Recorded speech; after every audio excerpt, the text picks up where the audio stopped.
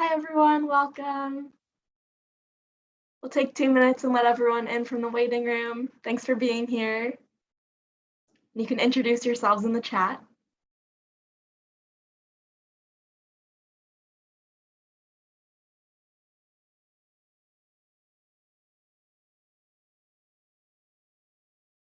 Welcome everyone.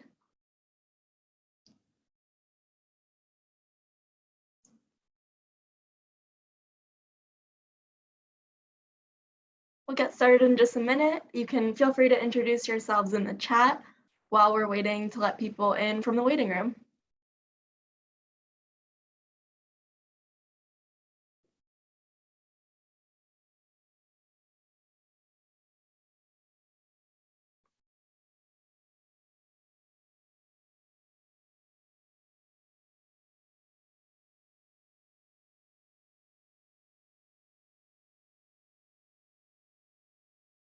Looks like we still have a few more people trickling in. We'll give it 30 more seconds and then we can get started.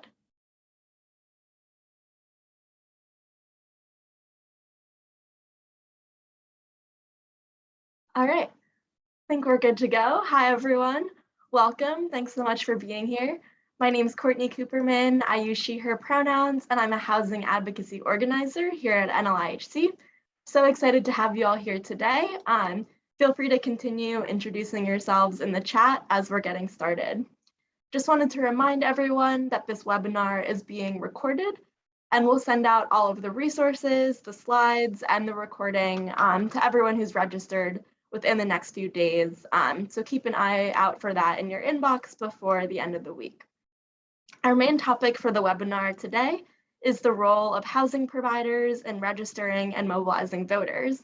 As some of you may know, NLIHC convenes an Our Homes, Our Votes Housing Providers Council, which brings together some of the nation's largest owners and operators of affordable housing that are committed to promoting civic engagement among their residents. And we'll have two of our leaders from the Housing Providers Council here today, Andrew Foley from Jonathan Rose Companies and Gregory Ford from Beacon Communities. But before we get to their presentations, we have a special presentation from Gretchen Coleman from Vote Early Day. And Gretchen's going to share some more information about the nonpartisan civic holidays that are taking place this fall. This might sound familiar if you've been to the webinars before or read the Our Homes, Our Votes newsletter, because I've briefly made an announcement about the civic holidays a few times before.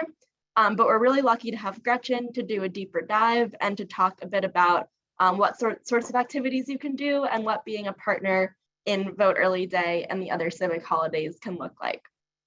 So with that, I'm going to hand it over to Gretchen.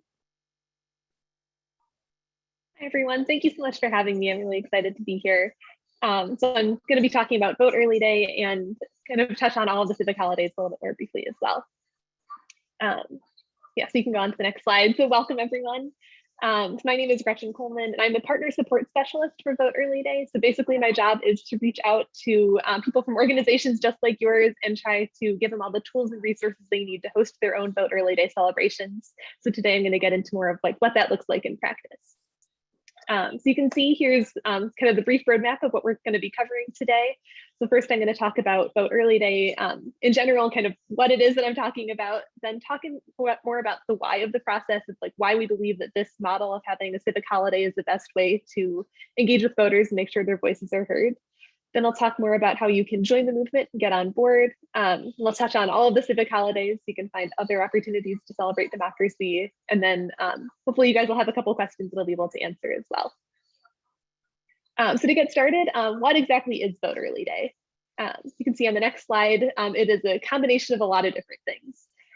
So it is first and foremost a holiday. So we're here to make the active voting something celebrated, to kind of celebrate voting early. It is completely nonpartisan. We really just want people to get out there and make their voices heard. And we like to refer to it as like an open source holiday, meaning that there isn't like one owner of it. We have this huge collaboration of nonprofits, election offices, businesses, tech companies, media companies, artists, musicians, all getting on board to host their own Vote Early Day celebrations all across the country. So really, it's kind of this tentpole day of action to engage with voters. There's that long slog of all that work up until election day that can get really daunting sometimes. This is a moment to rally around and really kind of gather together and celebrate voting as a way to get more and more people to get out there and cast their ballots early. So next slide, please. Yes, this is this year, Vote Early Day will be celebrated on Friday, October 28th. Definitely mark your calendars and make sure to give you guys reminders for that. But it's the Friday right before Halloween, which is awesome because it's right as kind of interest in the election peaks. And we're able to kind of capitalize on the momentum with these celebrations. Next slide, please. Yeah, so we have 3 main goals to our Vote Early Day celebrations. So on Vote Early Day itself, on October 28th, we want to get at least 3 million voters out there casting their ballots early on that day, whether in person or by mail. And so if we're looking at the 2018 stats, which is the last midterm election, we had just under 40% of people vote early. And we want to get that to a full majority in 2022. So that's kind of the norm as people get out there and vote ahead of election day. And then our third main goal is that we have this really great online voter tool where people can look up their polling locations, they can make a plan to vote, they can get voting reminders, all that good stuff. And we want to get at least 500,000 Americans using this tool and making sure they get the resources that they need. So that's kind of Vote Early Day in a nutshell. I'd be happy to get into some more specifics there. But for a second, I want to take a step back and talk about kind of the why, like the why that we're doing this. And so we've kind of identified 3 main problems that can get in the way of people casting their ballots. And the Vote Early Day model, we believe, is the best way for people to kind of overcome those problems. So to get started, there are a lot of barriers that many Americans face casting a ballot. Some face more barriers than others. And so one of these things in particular, so voter registration efforts are really great. That's a good way to make sure that people are ready to make their voices heard. But we've realized that that's only half the story. So there's about 70% of Americans who are registered to vote, but only about 50% actually get out there and vote. And that's in a good time. Midterm years tend to have lower voter engagement. So we definitely have our work cut out for us this year in 2022. And so the best way that we can address these problems, if you go on to the next slide, is to encourage as many people as possible to go vote early. You can go on to the next slide and I'll break that down a little bit more. So when you vote early, there's basically the common thread between all of these things you see up here is that it gives you the time and the resources, the opportunities to overcome the different obstacles that can get in the way of casting a ballot, whether that's something simple like long polling place lines on election day, or last minute meetings, childcare emergencies, things that come up when you're planning to go vote on election day that get in the way. There's also some of the more systemic issues, like voter disinformation is more pervasive than ever right now. And a lot of states have changed their election laws in the past year, which makes it really confusing for people if they don't realize that there's been changes. They need that time to go make sure they can get out there and get their ballots heard. And I also want to highlight that this is a really important opportunity to take advantage of for people in the housing community, because a lot of these challenges are particularly applicable to renters and people with low incomes. There's a common misconception that you need to be a homeowner to vote. So a lot of renters don't realize that they can get out there and vote as well. So we definitely want to make sure that they know that they have those resources. And people who move around frequently might not know where their polling location is. They might not know the different options they have to vote early in their new home. We want to make sure that they kind of have all that information right at their fingertips. So we go on to the next slide. The second problem we have is that not everyone is getting to hear the really great messages that all of us great organizations are giving about getting out and voting. So if you're anything like me, I'm subscribed on like every email list, every texting service imaginable to get these reminders to go out and vote. The Illinois primary is tomorrow and I vote in Illinois, and my phone has just been blowing up all day with these reminders to vote. So I'm definitely getting out there and voting, but a lot of people aren't getting these reminders at all. Like they don't know where to go seek out this information. And so they're just missing all of these really important messages about the upcoming election. So to address this, you can go on to the next slide, is to meet people where they are. So rather than kind of hoping that they'll come to you and seek out this information, to be proactive and kind of engaging with people already where they're at. And if you go on to the next slide, we accomplish this at Vote Early Day by having a diverse range of partners. So I know that there's a lot of organizations on here, so it's a little bit hard to see, but there are this wide range of organizations who celebrate Vote Early Day with us, which ranges anywhere from like Uber and rideshare companies to Glossier makeup companies and everything in between. And this range of partners allows us to kind of break through the noise of all the political messages people are hearing and engage with people outside of the civic space to make sure that they're still able to get out there and make their voices heard. And if you go on to the next slide, the third problem we're addressing with Vote Early Day is that even if people have all the resources and everything they need, sometimes they still just don't want to vote and participate in politics. It feels toxic and exhausting and inaccessible. So if you go on to the next slide, our solution to that problem is to build celebrations around the active voting through Vote Early Day and the other civic holidays, and to make it more of a party, like a fun atmosphere around voting. And so that's not only more fun for everyone involved, but more importantly, it lowers the barrier to entry for our democracy. Because if you're thinking about like a new voter, for example, they're probably not going to go to a town hall or a candidate forum, like they're not going to know what to do. But they will go to a community picnic that happens to be at a polling place, and they're going to get the resources they need for voting there, but they're going to feel more welcomed to start. So it's a really good way to bring more people into the civic space in general. And if you go on to the next slide, this is just a brief example of some of the many different ways that organizations can celebrate Vote Early Day. So you can see that these celebrations range from having like a car parade to having like a drink special at a restaurant, to doing a tabling event at a university. And I think that that really speaks to kind of the strength of Vote Early Day in general, is because we have all these diverse range of partners and they get to figure out what the specific needs for their community are and build celebrations that work for that community.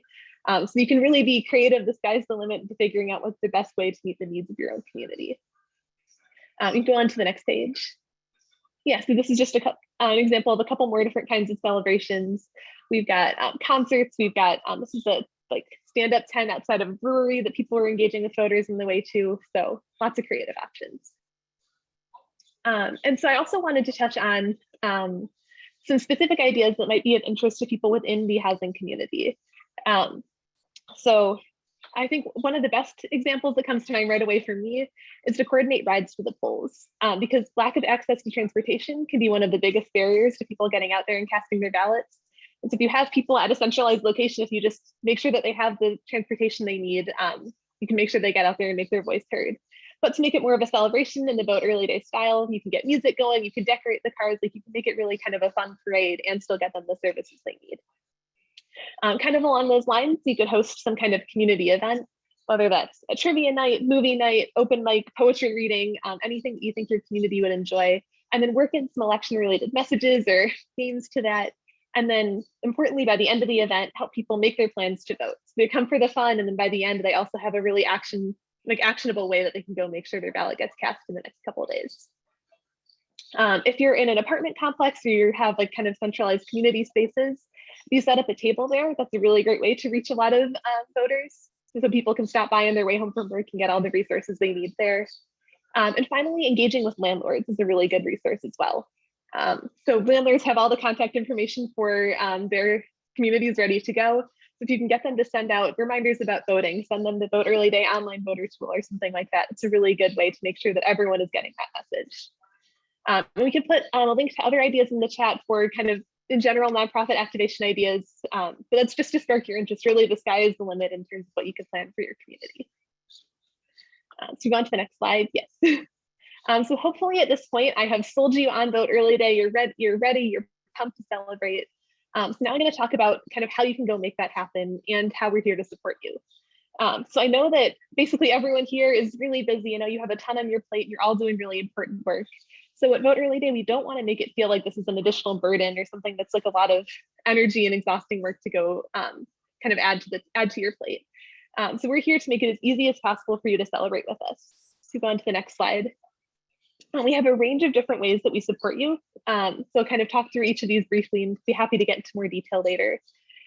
So we have our Activation and Communications Toolkit. I believe the link is in the chat for that as well, which is really just there to walk you step by step throughout the entire process of planning your Vote Early Day celebration, giving you anything from the emails you might need to send to recruit volunteers to the press release you might issue at the end of the event.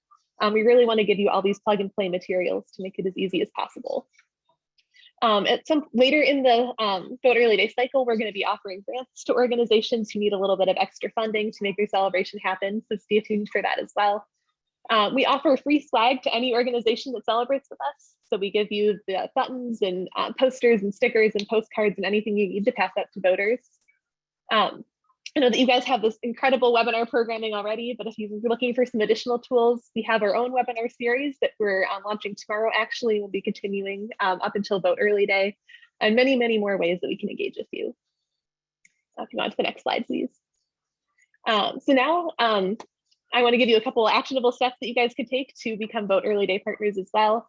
So really, the first thing is to think about kind of the needs of your community and the way that you can make an impact through Vote Early Day. Hopefully you've seen something in this presentation aligned with your mission and your values and figure out how you can kind of use this framework that we have to do something that fits the needs of your community. Once you've got a little brief idea of that figured out, then you can go ahead and sign up as a partner. We've got that link in the chat as well. Thank you so much. So that basically just expresses interest and allows us to keep in touch with you and make sure you get all the tools and resources you need. And then finally, once you've signed up, then you can start connecting with our team. We don't want to just leave you hanging up until Vote Early Day. We're here to support you throughout every step of the way. So you go on to the next slide. There are a bunch of different ways that you can connect with us. You can come to our office hours. So every Wednesday at 2 o'clock, we have a Zoom room that you can kind of just drop by and ask a couple questions. If that time doesn't work for me, or work for you, you can schedule a meeting with me at any other time that works in your schedule. Feel free to send me an email. And something that I'm really excited about is our partner Slack account. So for those of you who aren't familiar with Slack, it's an online communication platform that allows you to kind of connect with other people in this network, and you can connect with other partners who are celebrating Vote Early Day and bounce ideas and even collaborate with them as well.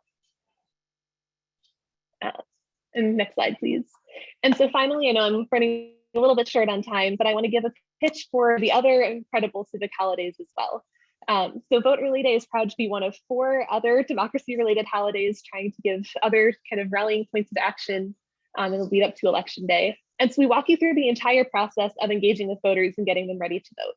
That starts with National Voter Registration Day, which is on September 20th. Many of you guys have done voter registration drives in the past, I'm sure, and this is a really good day where everyone is really focused on voter registration. And then once those voters are registered, they need to figure out what's on their ballot, who to vote for, how they can go about finding that information. So we've got National Voter Education Week, which is the first week of October, to make sure that they have all those resources that they need. Then we have Vote Early Day, which you guys have all heard about at this point. And then the final civic holiday we have is Election Hero Day, which is the day before Election Day, which is just a chance to thank the incredible poll workers and election administrators who make democracy happen. Next slide, please. So at this point, I would love to answer any questions that you all might have about Vote Early Day, the civic holidays, or anything else. Thank you so much, Gretchen. This is all really incredible, and NLIHC is so excited to be a partner on Vote Early Day and to really help get the word out and to celebrate early voting. We got one question from Coach Ron. Hi, Coach Ron. If you could share more information about the grants that you mentioned on the support slide.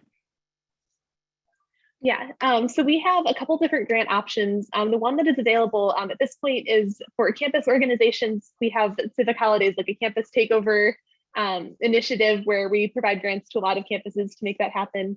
If you're not a campus group, Vote Early Day will have our own set of grants, which will be coming out in the next couple weeks.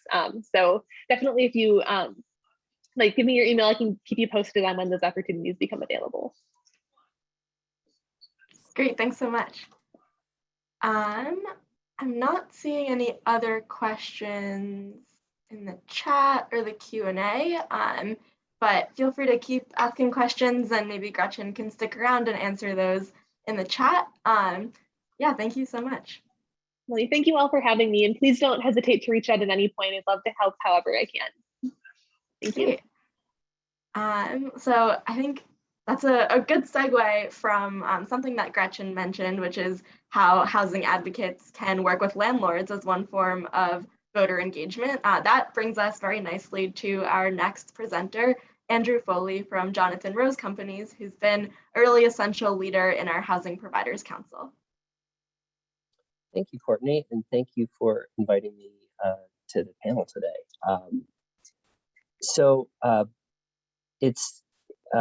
There's a lot to talk about, and one of the things I want to talk about is to just amplifies what Courtney said earlier about our Housing Providers Council and the work we're doing there.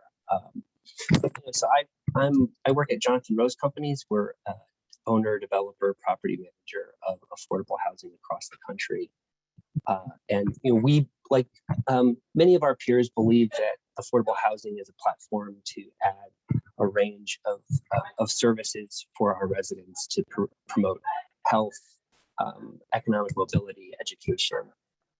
So in 2018, we formally decided to include civic engagement into what we call our Communities of Opportunity platform. The idea that doing what we can as owners of affordable housing to help remove where we can the barriers that many of our low-income households face in terms of accessing the polls is a kind of a fundamental responsibility we feel as owners and are uniquely positioned to really help our communities participate in their democracy. So we started work in 2018. We partnered with the League of Women Voters. We really experimented at 30 of our properties, representing 9 states. We learned a lot. We learned a lot about what, frankly, doesn't work.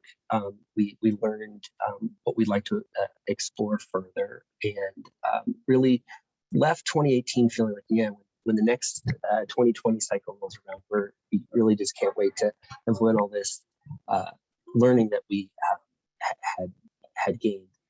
Then in 2020, the pandemic happened and really turned everything that we were planning to do really on its head. The pandemic, as you all know, created unprecedented obstacles to voting. The rules changed rapidly, and we all had to collectively respond and change our thinking in some of our tried and true approaches to encouraging voter registration and participation to adapt to the new reality the pandemic brought. We decided very early on to really double down on the Vote from Home initiative and do what we can to provide information for our residents to help them navigate the changing landscape of rules around how to vote safely from home. As a company that has a number of polling locations, we in our portfolio, we unfortunately had to make some tough calls in 2020 to not have on-site polling locations, as a lot of our properties had, were senior communities and had, particularly vulnerable populations to the pandemic. But the pandemic actually brought some opportunities to really further expand upon the work and the resources to make it easy for our residents to vote. And so love to talk more in the Q&A about some specific strategies. But as we move into 2022, actually, I will say in 2020, one of the things that we also did, as Courtney mentioned, is worked with the National Income Housing Coalition to form the Housing Providers Council.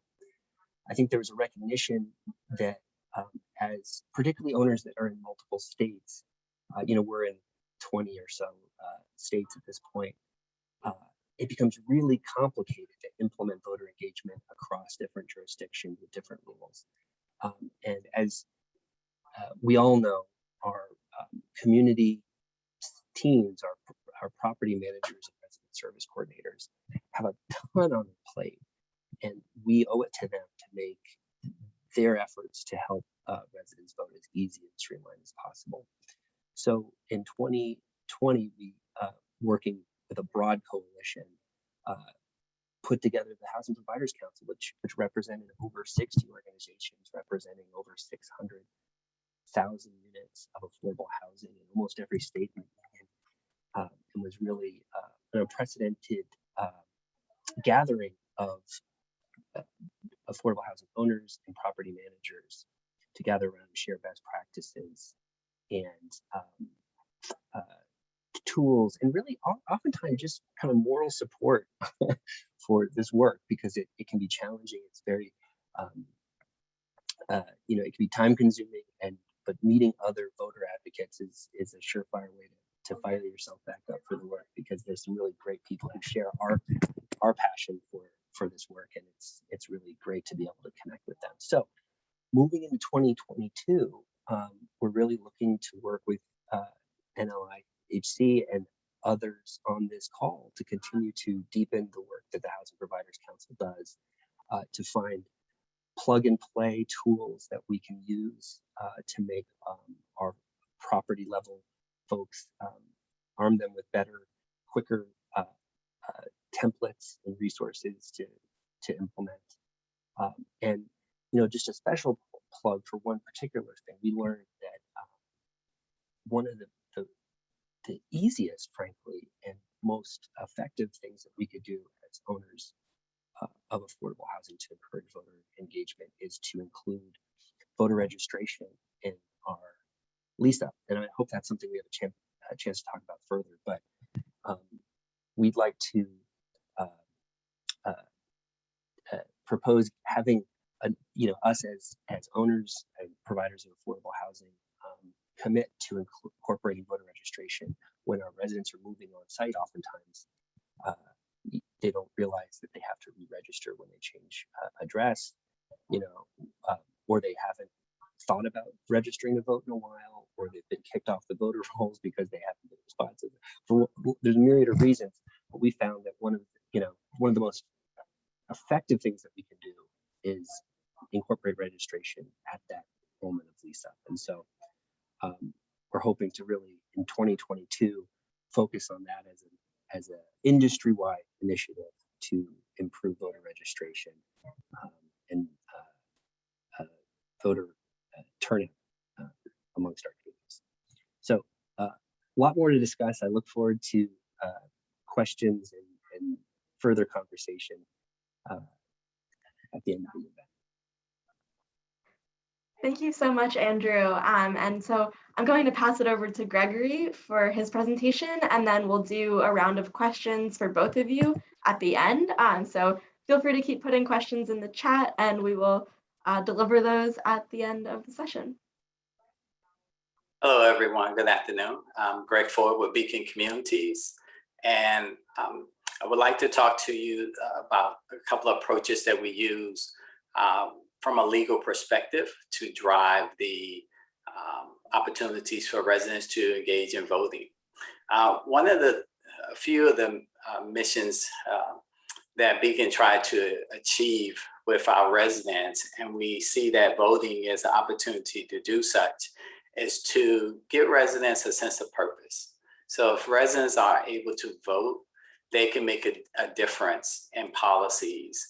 They can make a difference in their elected officials, things that impact their life.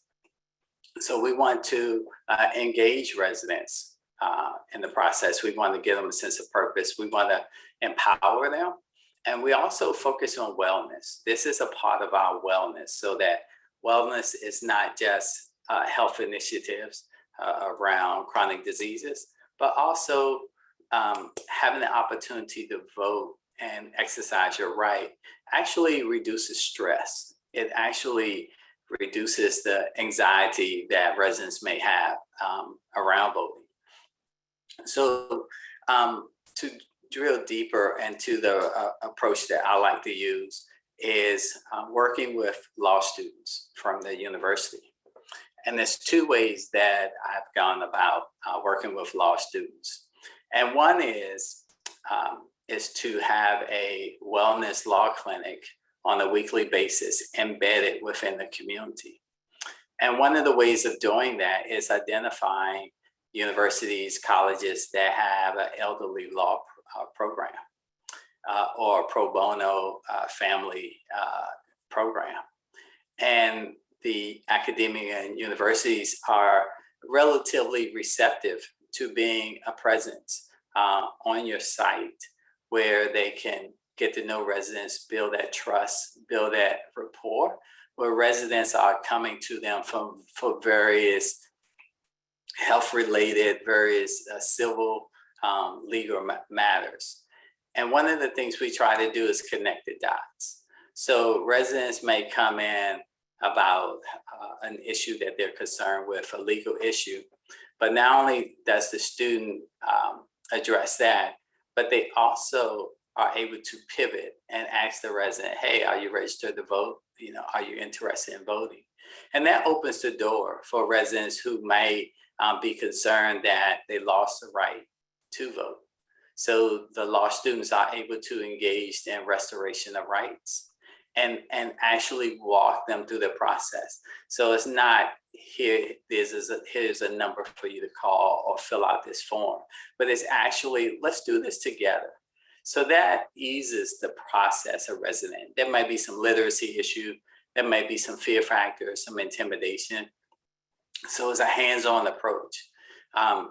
Some of you may recall, might be aware of, there was a case in Texas recently where the person who was on probation for a felon actually voted, stood in line for 7 hours to vote.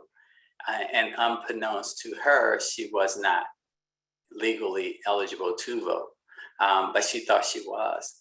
And she received a 6-year prison sentence in 2020. So these are some things that could have been prevented if this person lived in the affordable housing community that offer on-site legal assistance, legal guidance with that process. Another approach as far as engaging law schools, and I try to look for a 30-mile radius. I think that's feasible for them to travel, is if they're not willing to do a weekly wellness program with you, many are willing to do a once a semester law day. So that's also an option, and I find that's more prevalent. They're willing to do that at family sites, whereas elderly sites, it's attached. Elderly sites are attached to a class called elder law. So the law students are actually getting credits and grades based on their service to the community as well. So one of the great things that the law students do is they help our residents expunge records. So some of their criminal records may be have a date associated with where it can be wiped out. Some of it might have some litigation that can be disputed years later. But I've seen instances where they help residents get that clean bill of health from a legal perspective. And what you find when this happens is those residents are become ambassadors. Like they're so happy, it's like weight off their shoulders that they literally walk around the community telling everyone, and encouraging people, oh, you got to see the law students. This is how they help me. So they've really become ambassadors for their community. And you will see a number of residents utilizing this service. The way we do it is we have residents sign up with the resident service coordinator each week, and it may take in 5 or 6. So they're only there for a 2-hour block on Thursdays, 10 to 12. So you will see maybe 5, 6 residents each week. And some residents, their case might be continued, so they'll be coming on a weekly basis until their situation is resolved. And it's in 30-minute increment blocks. It's the way we set it up. And we started out with 2 law students, and last semester there was up to 7 law students. So providing that you have the space to accommodate the students, because they tend to work in teams of 2 with the resident, and their professor is on site as well. Another great thing that we do is we bring services right on site. So we have the Department of Motor Vehicles come on site twice a year. And they provide residents with opportunity to get photo identification, state-based, change of address, addressing vehicle registration so that they can get to the polling places, addressing birth certificate issues. And it's right there on site. So it's a great help. And this is something that the law students can help you with setting up as well. And even if you don't have law access to law students, this is something that RSCs can do on your own as well. So It's a very popular program. There's no cost. It's really just promoting it, setting up time, and allowing for the event to happen as well. And typically the Department of Motor Vehicles stay 3 to 4 hours per session. And we probably average 20-something residents each visit that they come. I want you to really think about, and as you watch the news and during these volatile times, you will hear people talk about poll watchers and making sure that people have the right to vote, and they're gonna look at people and make determinations. This could be very intimidating for residents. You already are prone to stand in long lines. Now you hearing this chatter about these poll watchers. So the law clinic, the law students can really help residents know what their rights are, know what they can do to reduce some of the intimidation. And our law program is so connected with our communities that they have no problem saying, hey, Ms. Jones, I'll go with you. You know, I'll shadow you, I'll accompany you. You know, when you establish those relationships with your community stakeholders, they're in it, right? They're in it for the well-being of your resident, to the point where one of our communities, the law clinic applied for a community grant to provide our residents with tablets. So we received 83 tablets at no cost from the law clinic. One, it really helped us to do telehealth law during the pandemic. And two, they really wanted to see residents engage in technology and using technology as well. So now residents can look up voting precincts. They can go onto those wonderful websites that are shared here around voting. They can have voter education material. They can watch videos. So your community partners, your law clinic, are just fabulous in advocating for residents. They can help residents, assist them with completing forms, drafting letters, going to court. And yeah, so but look forward to fielding any questions you all may have. And just note that sometimes residents who haven't voted, not sure that they are eligible to vote, may have a fear of being rejected, may have the fear of something's going to happen if they pursue that. You know, do they have a warrant out for them? They're not sure. Something happened 20 years ago. Was it ever really resolved? Somebody's been separated from their spouse 20 years. They're not sure if they're divorced or not. They changed their name. What name should they use in voting? So there's many different factors that come into play, but having a law program is just awesome. So I'll pass it back to Courtney. Thank you so much, Gregory. This is all really incredible stuff. We're getting a lot of questions in the chat. So if we could bring Andrew back on as well, some of these questions will apply for both of you, and some may be geared towards one or the other. So I'll start off with a question for both of you. Could you just let us tell us the scope of your properties, like geographically? What do they cover? How many properties are you reaching with these civic engagement efforts?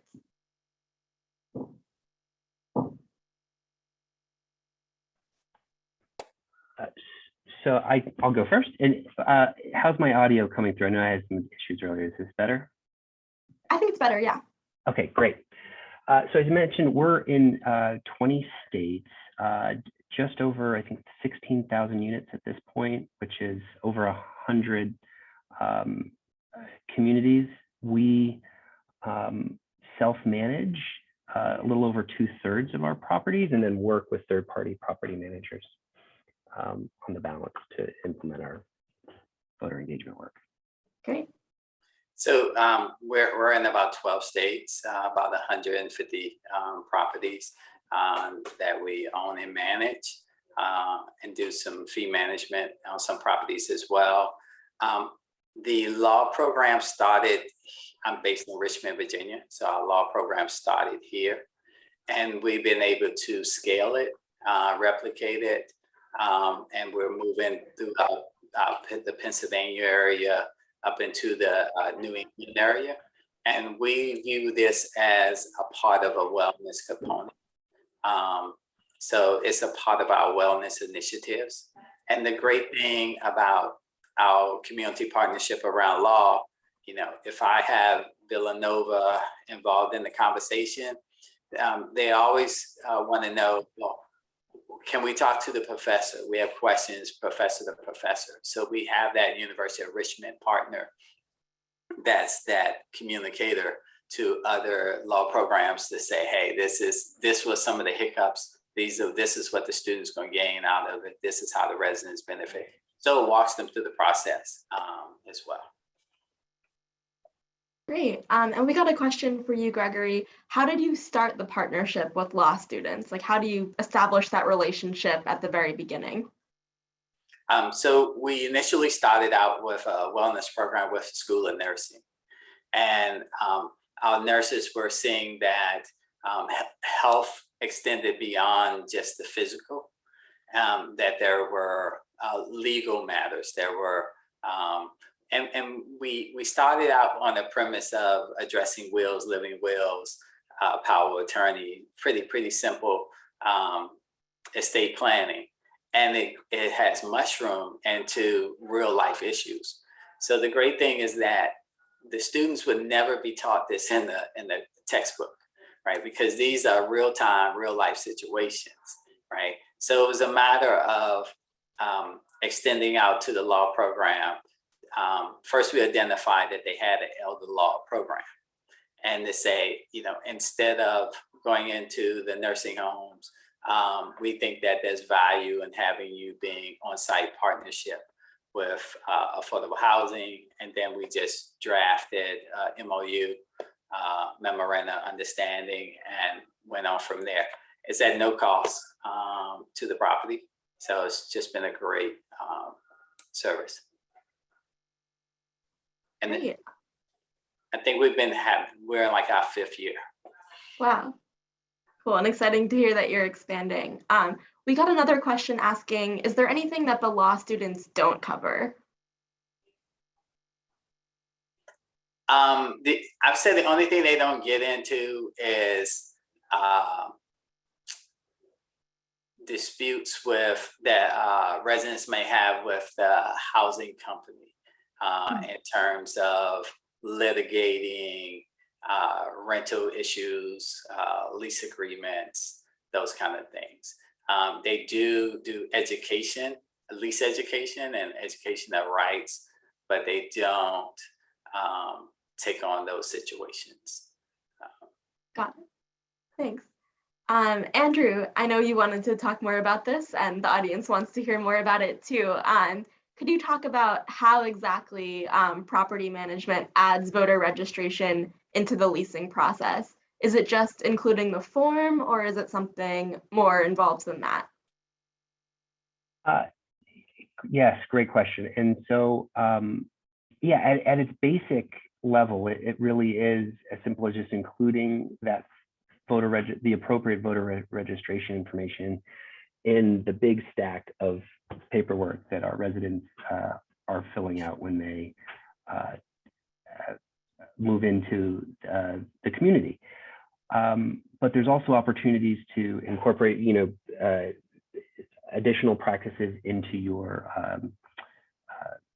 information management system, whether you're on RealPage or Yardi or other types of programs to make it more sophisticated and easier to implement. There's a little bit of training, but I think it really is a fairly straightforward practice.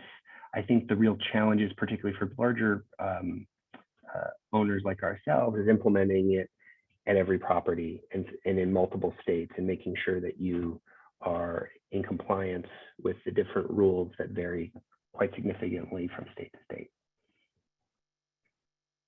Thank you. We got a question from Megan that I think could probably go to both of you, actually. So when you first began these efforts, did you have any issues with residents not being interested in signing up for services, or being skeptical or distrustful of the service providers or law students? And what would you recommend for organizations that have seen residents be disengaged with services brought on site when the owners or managers see the services as being relevant to the community? I would say this is my favorite question, because in launching this, I was super excited, but then I was disappointed because it wasn't going well at all. Like, we're asking people to share their personal information with strangers. And then residents' sentiment was, I'm poor, why would I establish a living will or power of attorney or will? So what we had to do is just think outside the box. And I reached out to the School of Gerontology and said, hey, can we do a memoir project? And from that, students from the gerontology program was assigned to residents, and each resident and the student created their memoir, portions of their life story. And residents started saying, oh, I can include this in my will. And then we took it a step further, because again, the academia helped us get technology. We were able to visit the opportunity to upload life stories onto the Alexas. So when they have visits, they say, Alexa, talk about me when I was 30. So Alexa's reading their life story to their friends and visitors. So it became meaningful. So we had to find a way to make it relevant to the residents, right? On paper, it sounds great. What was the piece that's going to connect it and tie it in? And have you found messaging that works specifically with voting and making voting feel relevant to the community? Oh, absolutely. I would say helping people to feel a part of the process. Like even if the person complained about housing, there's a policy attached to that, right? So there's funding associated with that. So your voting makes a difference, right? And makes a difference in how your elected officials respond to it. So absolutely. Great. Andrew, did you want to chime in with anything there? Well, I would just acknowledge that trust in institutions is at a low point, unfortunately, in our society, and often and sometimes residents will view the motives of their landlord skeptically. So we certainly did run into instances where we'd have a resident service coordinator reach out about reminding someone to register to vote, and sometimes you do get negative feedback. Like why are you asking if whether I'm able to vote or not? I think those are the exceptions and not the rules. And we have so many more stories of residents who've been grateful for our advocacy and our outreach to try to help them vote. So I would say just being resilient. You will get some negative reactions when you're doing this work, but I think the positive reactions you get will far outweigh that. And I think, I'm looking in the chat and I see Community Builders, who's, by the way, a very reputable and leading group in this front, has been out ahead of this work for a very long time, talks about building relationships and a sense of trust, which I think goes beyond just voting to so much of what we do. But some good ideas that I would highlight for the group to share as well. Thank you. Yeah, definitely want to lift up what Anne shared in the chat from the Community Builders. They also send birthday cards to youth turning 18 and include a voter registration form. They do multilingual workshops about filling out a ballot. They have candidate nights and encourage residents to become poll workers, and use the computer lab to remind people to register with the link and partner with local civic organizations, since we can't do it all. Absolutely. I think if we've learned anything in this webinar series, it's that having partners is really essential for everything. So that's all really, really incredible work. I also wanted to lift up a comment from Brooke in the chat. It's important to also make sure that those engaging with community members, both housed and unhoused, understand that people experiencing homelessness can register to vote. Sometimes people don't know this. And Brooke, thank you for sharing your personal experience with that. And yeah, that's huge, and we'll have a webinar dedicated just to that topic at some point in August. So stay tuned for even more on that as well. Also wanted to ask a question from Brooke for Gregory. Have you considered creating opportunities for law students and social work students to do intersectional work together? So the program that we have in Richmond, Virginia consists of 10 disciplines. So we have social work, law students, nursing, pharmacy, OT, PT, health science. And I will say that social work and law students work collaboratively. So not only do they do presentations together, but they do assessments with residents because they looking at things from different lenses. And graduate social programs, some programs offer that law component. So it just makes sense to have social work and law work together. So absolutely. Totally, yeah. And it seems like you mentioned the nursing school and some of the other schools. So it seems like it's all very interdisciplinary, and there's a lot of enthusiasm from the student communities in all these different schools about the work. So that's really great. I wanted to ask, I think, Andrew, you'd alluded to the different state laws and the challenge of operating in a lot of different states. Have you found that there's been a wave of new voter suppression laws? A lot of states have been changing their election laws in ways that make things harder, especially for low-income renters in just the past year. How have you been dealing with those real restrictive laws? Well, as we really gear up our efforts around the election in November, I think we're just starting to grapple with the changes and the further restrictions, and so we're candidly continuing to explore what that's going to mean as we really ramp up our registration and other engagement initiatives this summer and through the election season. It is truly unfortunate, and I know, Courtney, you and your team at NLIHC are also kind of looking at how do we, state by state, as an industry, deal with these issues and find new ways to help our residents vote. Thank you. Gregory, did you have anything to add on that? No. Okay. Another question that came in for Gregory, how did you get the DMV to come out to the community?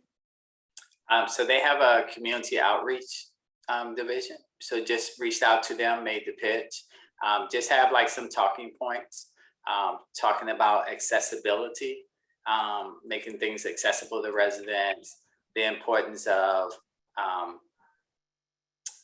residents being able to have essential documents. And we all know if you go to the DMV, you don't know if you're going to be there half a day or all day.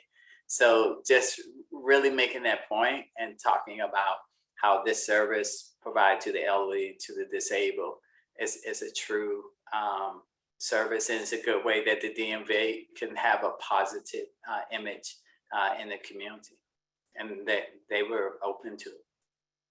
That's great. And was that just in Virginia, or is that something you've done in multiple states? I've just done it in Virginia. So I've done it. Question from Megan for both of you. Do you do any particular tracking to measure your impact with voter engagement efforts? And if so, what metrics have you found useful to track? I know this is a question that we've been talking about collectively in the Housing Providers Council. So if you want to speak to that, you definitely can as well. Sure. So one of the things we focused on in 2020 was trying to measure the impact of a big group of participants, measuring both the voter participation levels before we started our work and then measuring it after. I think we find, I guess, fractions of metrics that give us evidence that our interventions are working. But I think one thing we've learned is one, the ways residents can vote is so multi-pointed, I guess you could say, that it's very hard to measure every possible way that residents can vote these days, and we don't want to necessarily try. So we have tracked metrics of on-site voter registration, early voting initiatives. When we do events, we measure those kind of metrics. I think the one thing that remains elusive is, given the state of voter registration and voter participation data in general, it's really challenging to rely on metrics. So we've, as Courtney knows, worked on an initiative where we engaged a consultant to get voter participation data and scrub it property by property. And the data is really messy.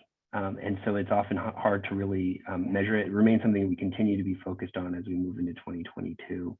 I think standardizing the voter registration process during lease-up could be one opportunity to help standardize the data that is going to the supervisors of elections, so that it comes down to like interpreting address information. Things like that become very, very challenging. So metrics and tracking remains a really big challenge for this work. I would say, from our perspective, we tread lightly here because respecting confidentiality. And so a lot of it is self-reporting, right?